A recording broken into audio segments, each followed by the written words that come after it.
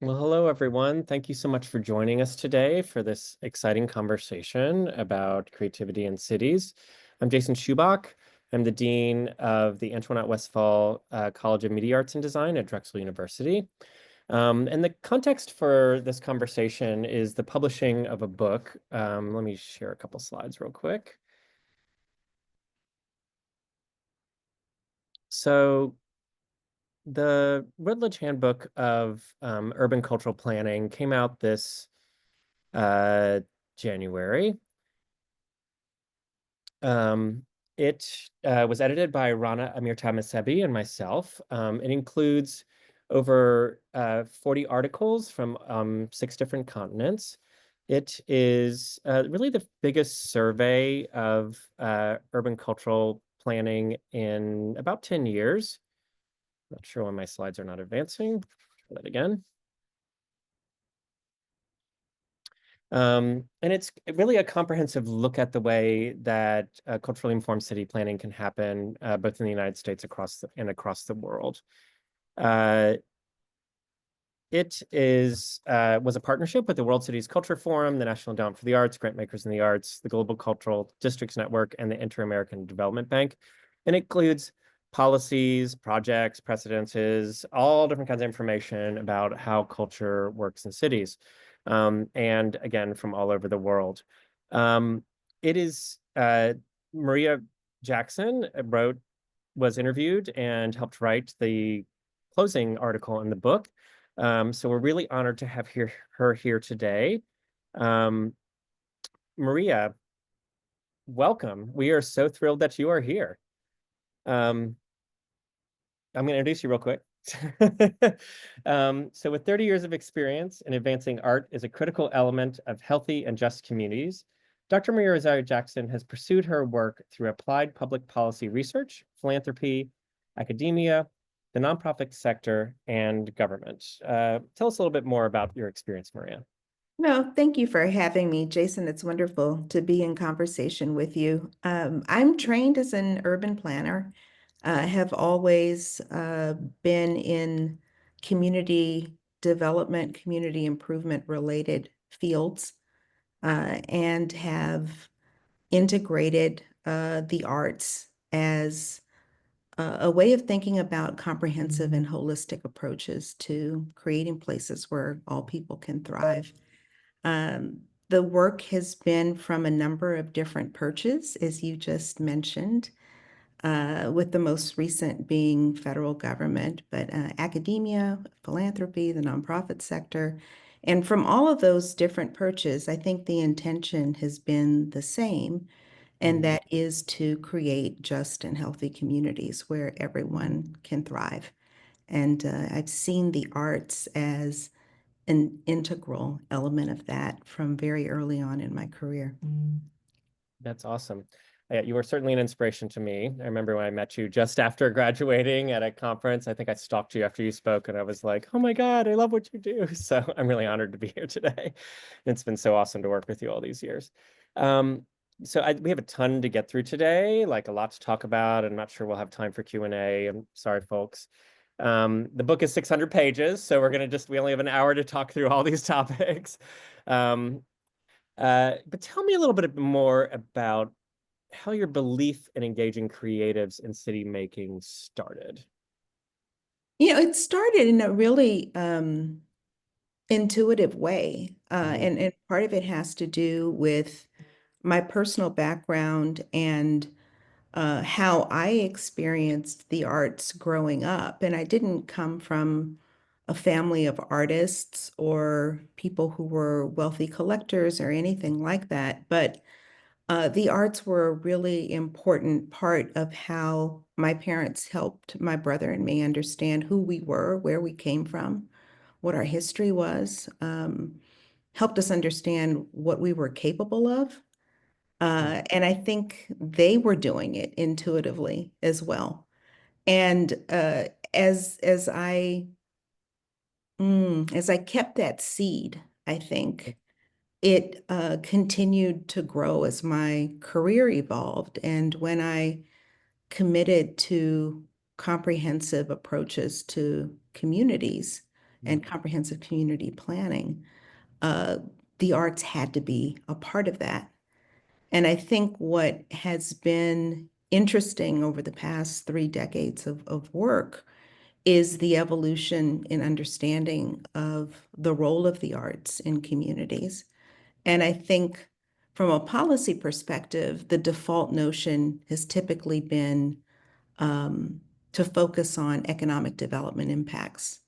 And without question, those are significant mhm, and important and things that we need to understand and hold up. But it's such it's just a part of the picture. mhm, And I think over the years, what has been really beautiful to see is the evolution of how we understand the importance of artists and arts organizations and cultural agencies, and really how they can impact so many different facets of our individual and collective lives, from the built environment and urban design to um, physical environments as well as social context, right? mhm, So human connection, mhm, how we understand again our histories and how we imagine what the future can look like and how we make sense of our current circumstances. All of these things are, I think, rely on the arts mhm, in order for us fully engage fully engage as humans. And it goes beyond just economic development. It certainly has impacts in terms of health. It has impacts in terms of our democracy and our ability to have a viable democracy. mhm, So the evolution and the increasing understanding of the many facets of mhm. how the arts contribute, I think, is healthy. Could not agree more. Tell me a little bit of talk about like one exciting policy change and development that's happened over the last 20 and 30 years, right? Like where have we gotten more sophisticated in this work? These are all policy nerds listening in right now, right? So, where's somewhere where you feel like we have really advanced in the last 20 and 30 years in this understanding? Well, I think, I've been tracking the public health discourse for a number of years. Mm, And the more that people in the public health field consider social and environmental determinants of health outcomes, mm, the more that the public health field butts up against planning and community development.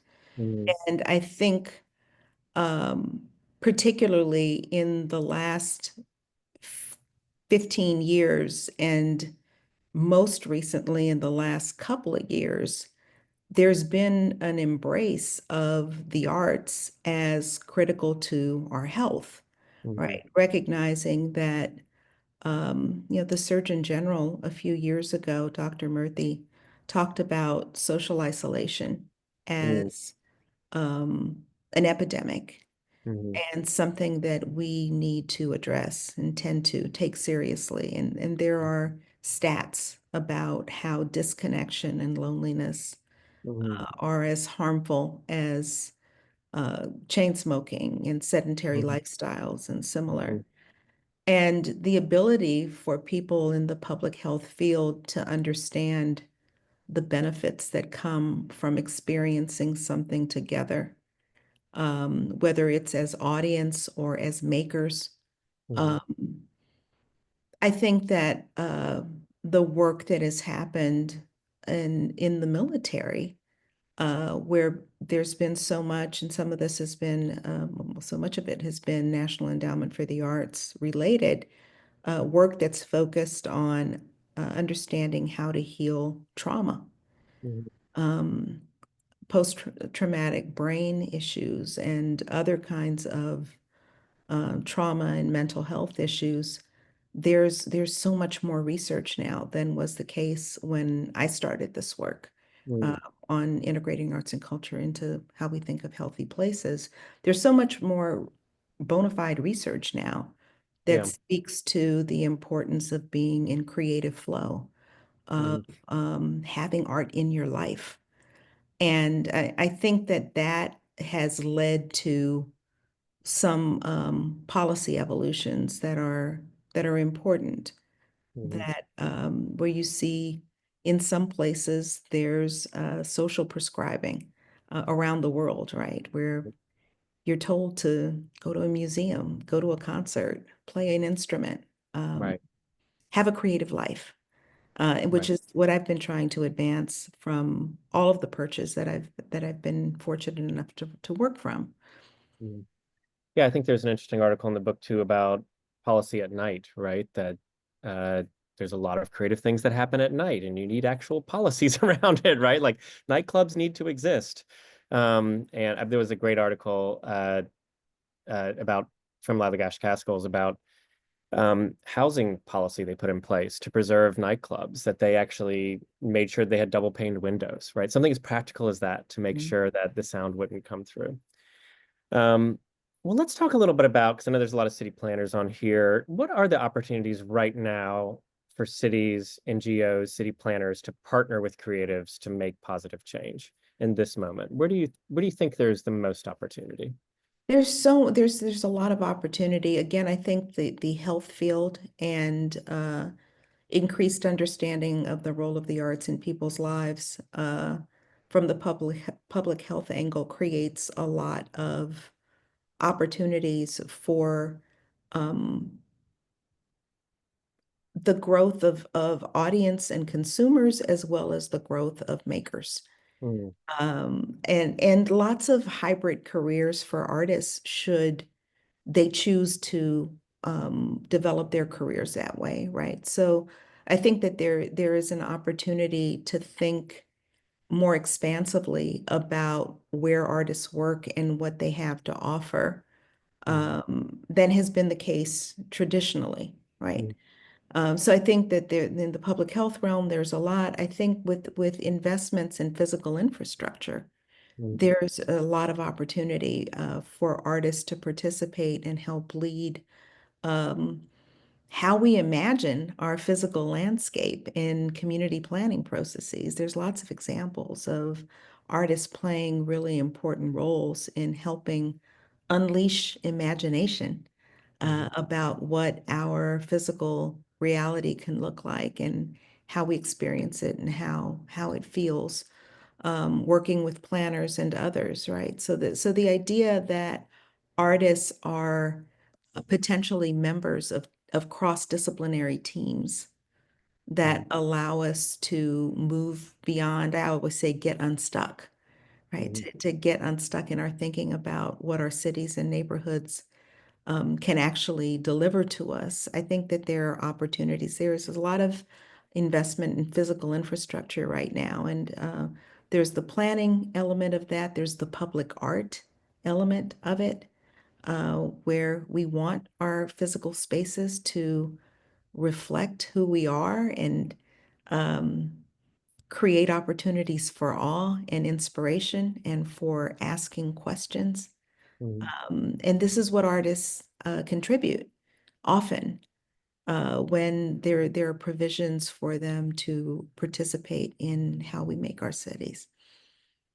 Right, and I think when you were at the NEA and some of the work you're doing at Kresge, you also funded some work where artists were in residency in city offices, right? Yes.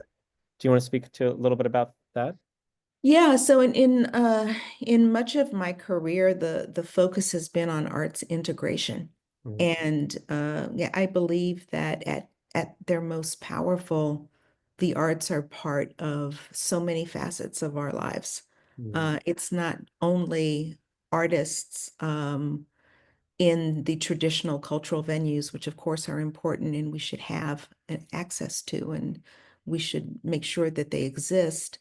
In addition to that, though, artists have a role to play in how we think about environmental issues, how we think about our health, how we think about transportation, housing, all of the things that planners care Mhm. about. There is a role for artists to push us and help us see things from different perspectives and animate that imagination that we need and creativity that we need in order to make the places that we want to call home. Right. I think a lot about Mary Euclid when I think about artists in residence in cities. She was the artist in residence at the sanitation department for New York City for 30 years. And I think she did a project at one point where she shook the hand of every single uh, sanitation worker in the city, which is such a wonderful, validating thing to do, and then created some sculptures and things from it. And I remember in LA when they actually hired an artist to and work in the Department of Transportation and his job was to take pedestrian deaths down to zero. They hired an artist, right? It's like you have to have creative people to have creative solutions. Um, so let's talk about artists. It is an uncertain time in our country and world, as you might have heard. Um, what role do you think creatives should play now in cities? Where can they lean in? I mean, now is the time when we need what artists do the most. Mhm. Right. It's yeah, I always think of artists as um, people who are truth tellers, people who help us understand how we are connected to each other, Mhm. how we don't live in isolation, and how what happens to one person impacts uh, many. And I think that there's an opportunity for artists to help us make sense of the world right now, Mhm. help us imagine what could be, um, and creating the spaces where that can happen is something that we have to be very deliberate about. Mhm. It's something that we have to not only protect but advance. Like, Mhm. how do we make sure that cities have places where artists can do their work Mhm. and where people who don't see themselves as artists necessarily can also continue to have healthy creative lives. I've often said that none of the things that we aspire to as a nation are possible. And when I say, none of the things we aspire to as a nation of opportunity Mhm. and justice, Mhm. that none of that is possible without the integration of arts, culture, and design in all facets of our lives. And this is getting back to a point that I made earlier, which is, the profound impact of the arts has so many manifestations. Mhm. And one of them, I think, is a precondition for everything else, and that is the ability for us to see the humanity in each other. Mhm. Um, the arts help us do that. Mhm. And, I contend that if we can't see the humanity in each other, none of the other policies matter.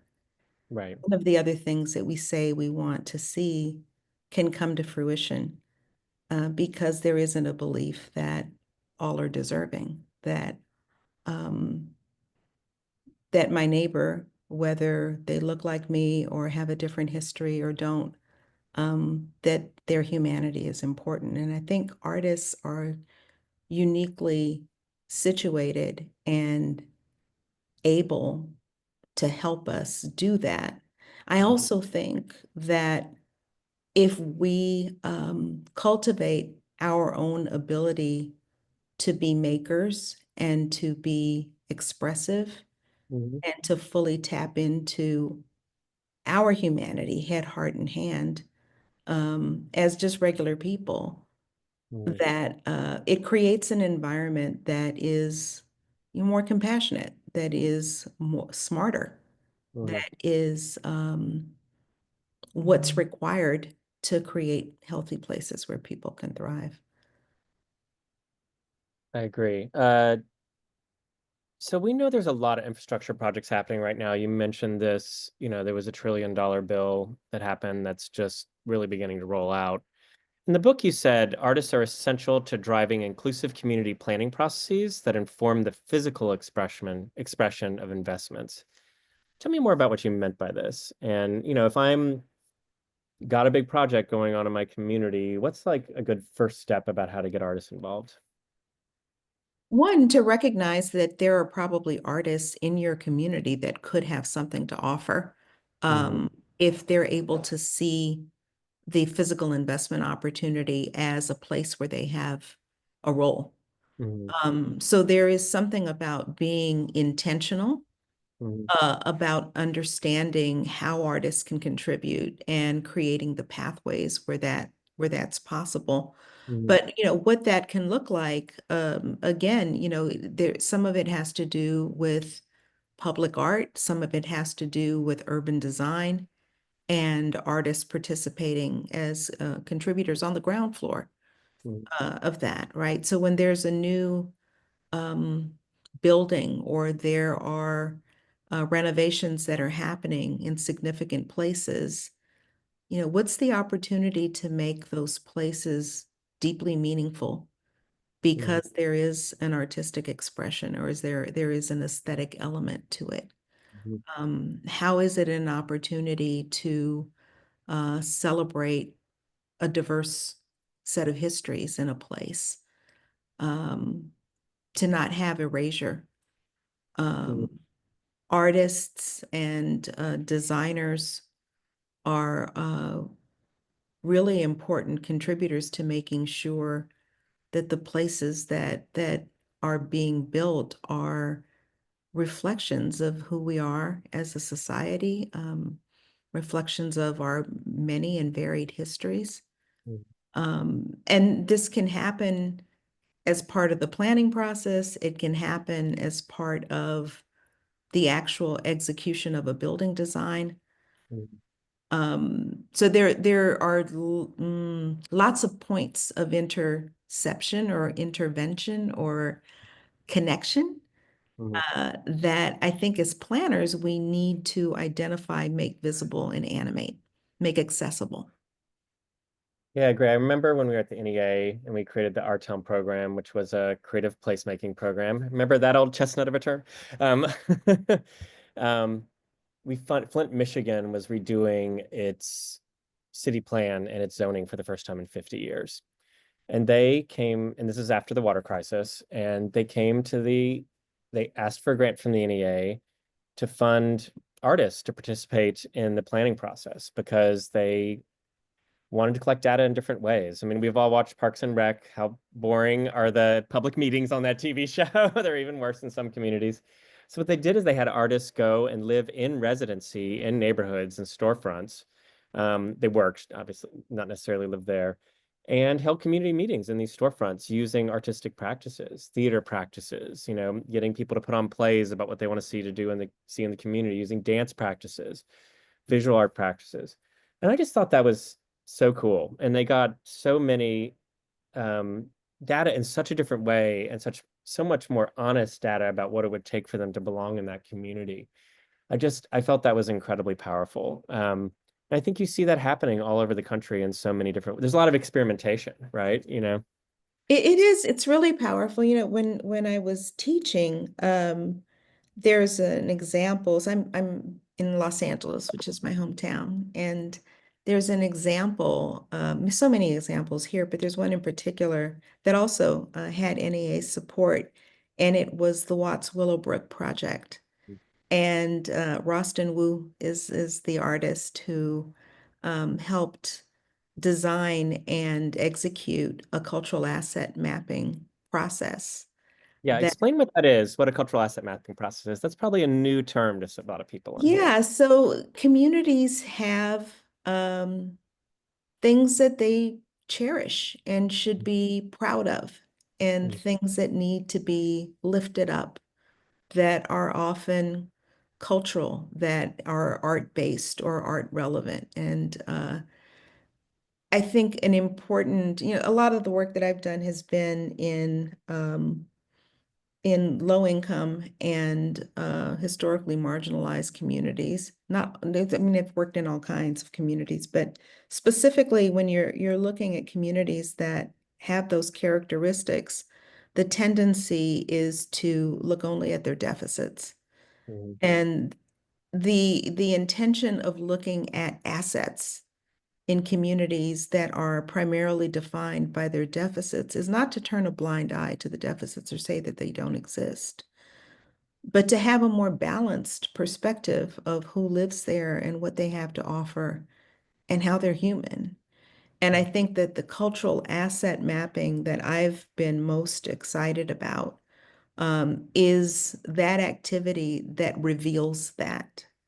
And in this case, Rostin Wu did created a process by which residents of the Watts Willowbrook community were able to lift up the things that they loved, that they cared about, that made them proud to be from where they were from, that made them feel like they were contributing. And all kinds of things that you wouldn't necessarily know existed in a community began to be revealed. So people had these amazing collections of sculptures that they had made from found objects. There were bands. There were lots of bands in the neighborhood. Music was important. There were dance troupes. There were all of these arts, artistic expressions and um, evidence that people were creative and resourceful and imaginative. And I remember when I used to teach the about planning in cities and was trying to advance more of a balanced approach to low income neighborhoods.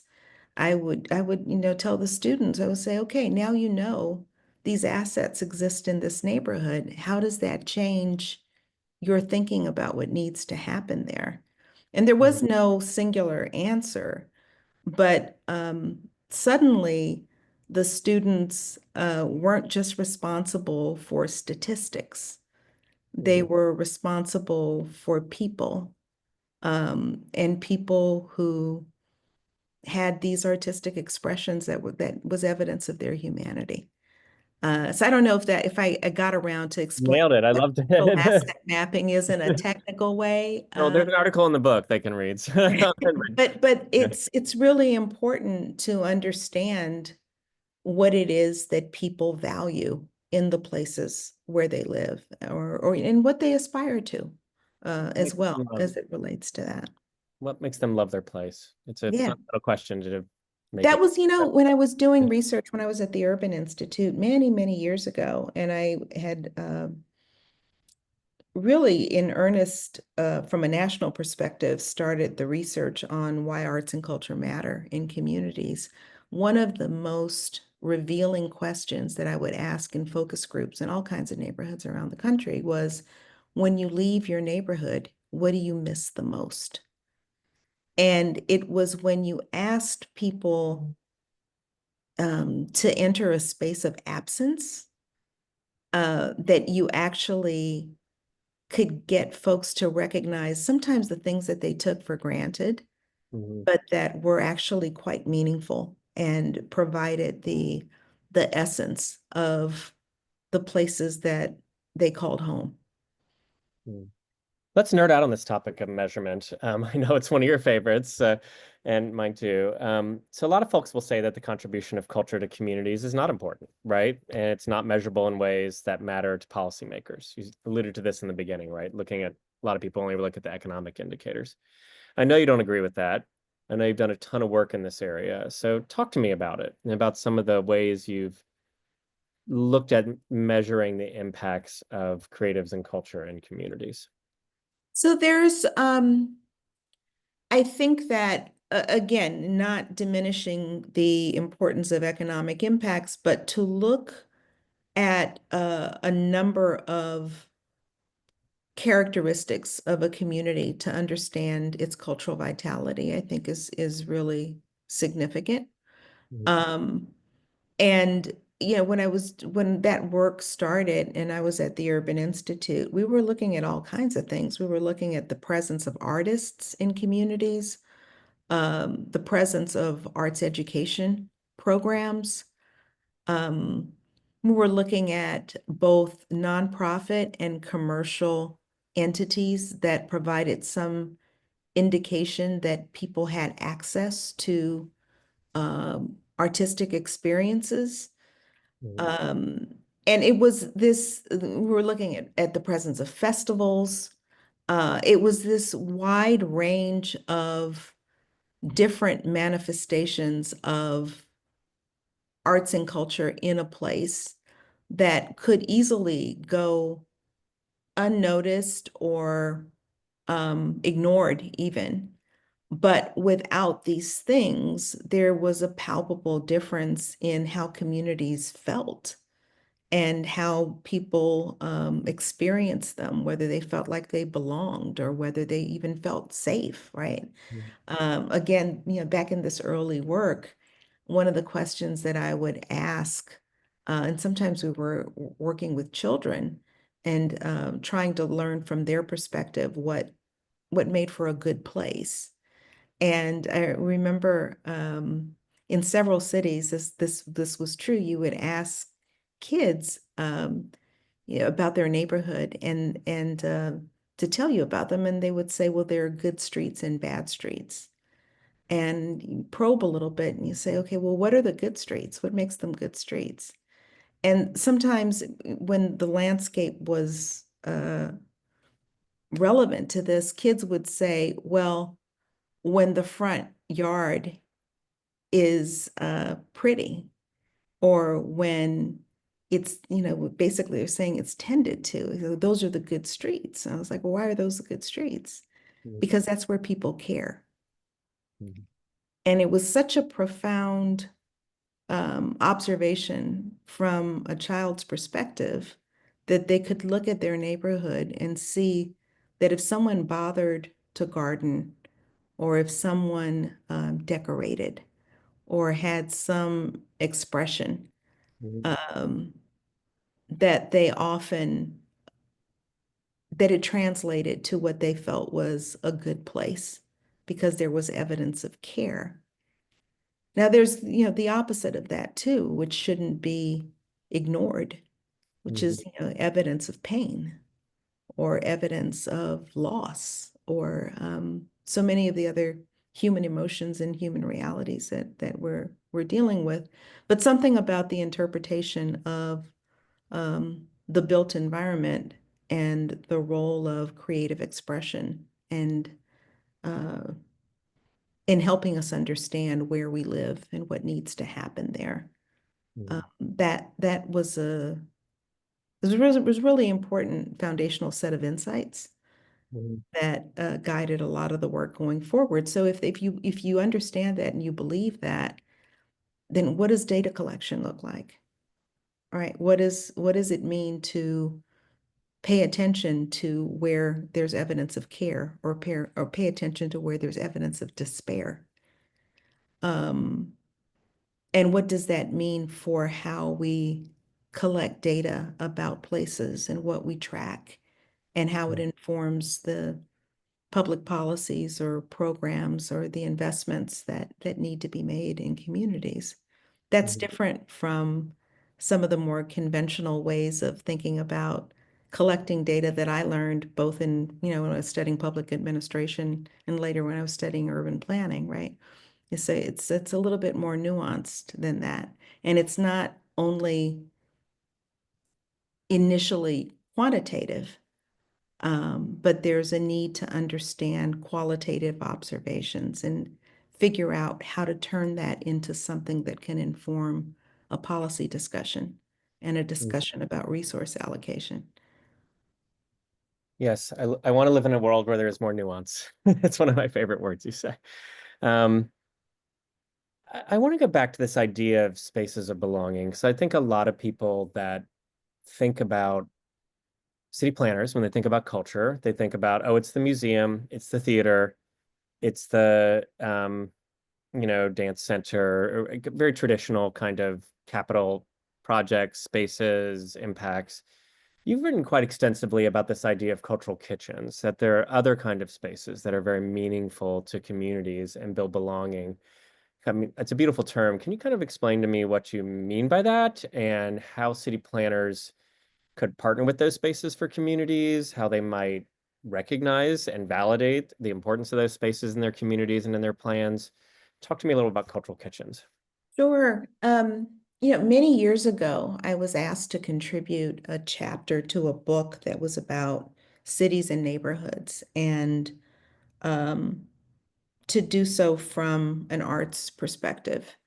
And, it occurred to me that when people talk about cities, there's a lot of bragging, right, about qualities of a place. And often um, people talk about the vitality and the diversity and the um, how interesting a place is.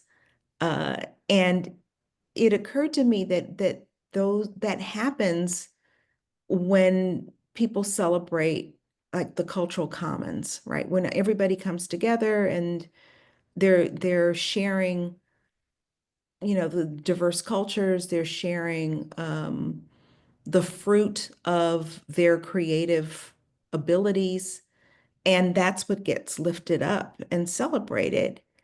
And it occurred to me that what we don't do enough is think about where do we make the things that we want to share?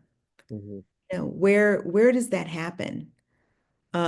If you want to use the analogy of a potluck or a table, if there's a communal table and everyone is asked to bring something to share, um, the communal table is fabulous and whatever is brought is going to be interesting and appreciated. But what if you don't have a place to prepare what you want to bring? mhm, And this is the idea of cultural kitchens, right? So, and it's not just about food, although it could be, but mhm, it is about what is it that we are able to share with others, mhm, and where do we make that? And I think it's really important for communities to have these cultural kitchens, these places where you can come to be creative, to ask questions, to figure out how to make sense of the world, how to care for each other, and how mhm, to do that in ways that are often art-based. So the presence of cultural kitchens in our neighborhoods and communities around the country are really at the core of what's necessary to have vibrant places, mhm, places that are interesting, places where there is curiosity and compassion and empathy. mhm, So that's cultural kitchens, right? So that we should be proactive and intentional about making sure that these kinds of spaces exist. And sometimes they are um, cultural organizations. mhm, And sure, a theater can be a cultural kitchen, or a museum can play the role of a cultural kitchen. That said, often they're small, not necessarily well-known cultural spaces, Mm. uh, but they are really important cultural beacons nonetheless. Yeah, I think of Taller Puerto Riqueño here in Philly or Ashe Cultural Arts Center in New Orleans. I mean, these are places that, I mean, if you know as a city planner where you really want to know what's up in a neighborhood, you got to work with them. They're the partners that are going to bring the people who do the most belonging in the neighborhood to the place. Like when they had all the future mayor's election sessions, we had one entire Puerto Riqueño, and it was wall to wall packed with people, right? In talking about the role of culture and arts, especially for the Puerto Rican community in Philadelphia. And so I I think it's a beautiful concept, and I think it's important for planners to recognize and validate the importance of these spaces and create support systems for them. We're running a little short on time, so I have a couple more questions. I want to go back to the healing and building healthy places stuff because I think you did a ton of work on that at the NEA. Really tried to advance this concept that um, healthy places and public health has a role to play in building great spaces. You talked about the loneliness crisis that communities are facing. How did you mechanize this at the NEA? What more work do you think needs to be done? Where's the opportunity there for city planners and policymakers? Well, I think that there are a couple of things that are important Mm, to consider. And one is that when we think about who the cultural sector includes, I feel like it needs to be so much broader than it typically has been. mm, And that's one of the things that, yeah, I've tried to advance through all facets of my career, but most recently at the NEA, the way that came about had to do with making sure that there were cross-agency relationships, and that the NEA was in collaboration with Department of Health and Human Services, with Department of Transportation, with the General Services Administration, with all of these different agencies. And it was operationalized through agreements and through, I think, intentionally public uh, demonstrations of where the arts contribute in these spaces where people don't necessarily assume that the arts have a role. There was a summit in 2024, mm, 2020, yeah, it was January 2024, was Healing, Bridging, Thriving. mm, And it was an opportunity not just for government, but for nonprofit sector and philanthropy to really showcase how the arts can intersect with all of these different areas of policy and practice. And by lifting that up from a national perch and both encouraging new collaborations as well as showcasing pre-existing collaborations, that was a way of advancing that work.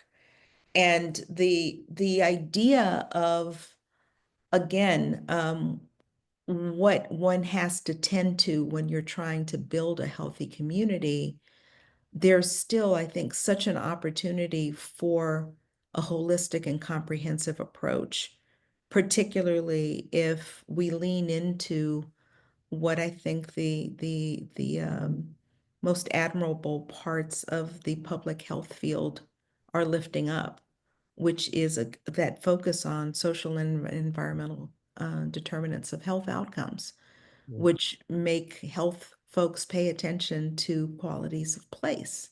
mm, So there was this conceptual connection of um, fields that may not have been immediately understood as somehow connected or relevant to each other that but the team was trying to make more apparent and more actionable.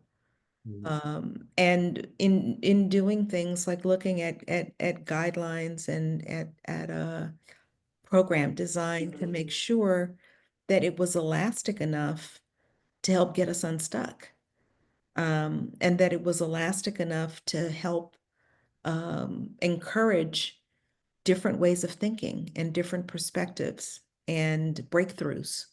Mm. And this requires taking some risks sometimes, right? So, um, but it's beautiful work. It's necessary work. It's work that doesn't go away, that hasn't gone away, and that I think is continuing to evolve and needs to continue to be encouraged and cultivated.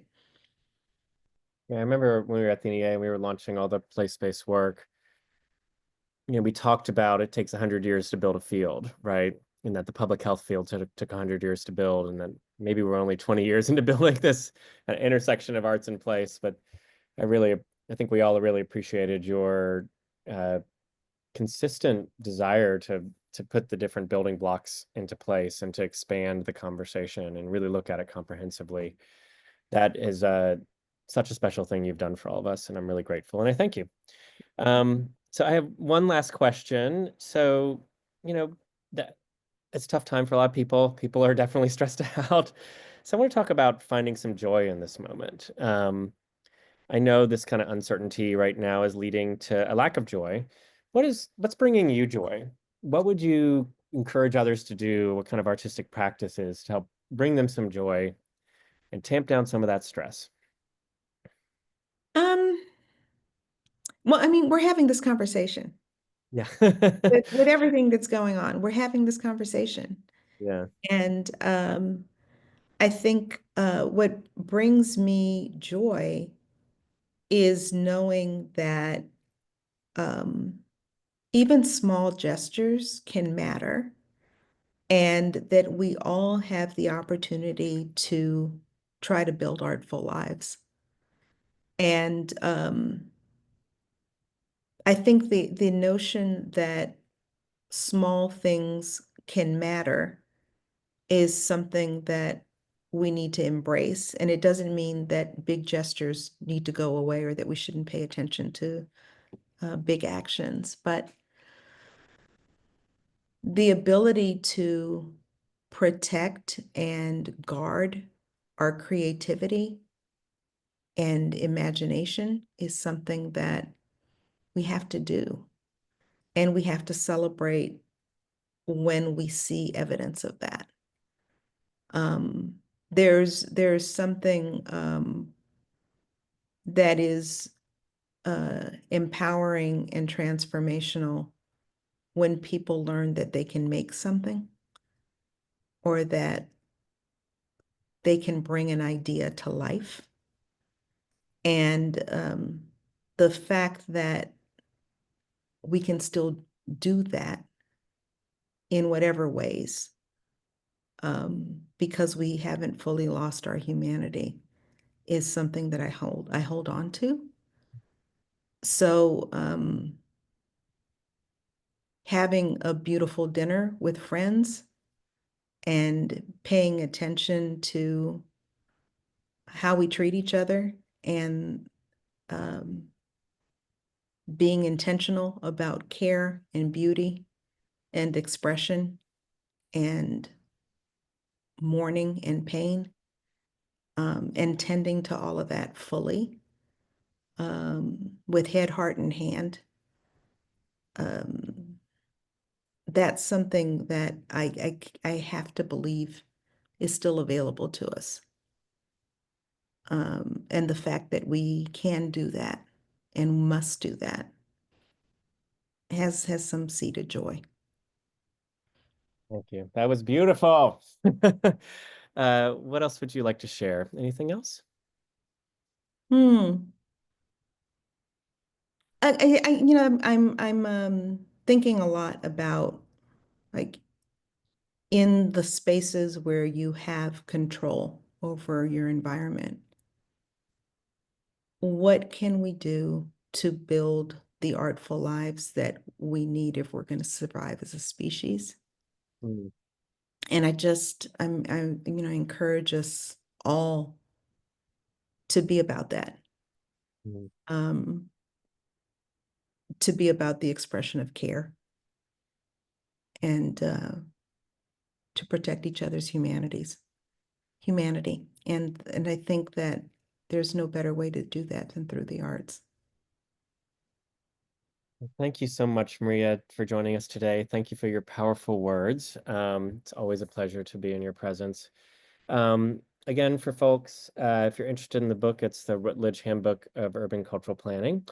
Maria has a wonderful article in the end where you can read more about her work in healing, bridging, thriving. I think all of us thank you for your public service. Thank you for so much that you've done for our community. And thanks for joining today. Thanks everybody for being here today. We really appreciate it. Thank you, Jason. It's wonderful being in conversation with you, and thank you for all your work. Thank you so much. Just for everyone's knowledge, this webinar will be available online on the Next City website, recording of it. And I think that's it. We're going to wrap. Thank you so much, everybody.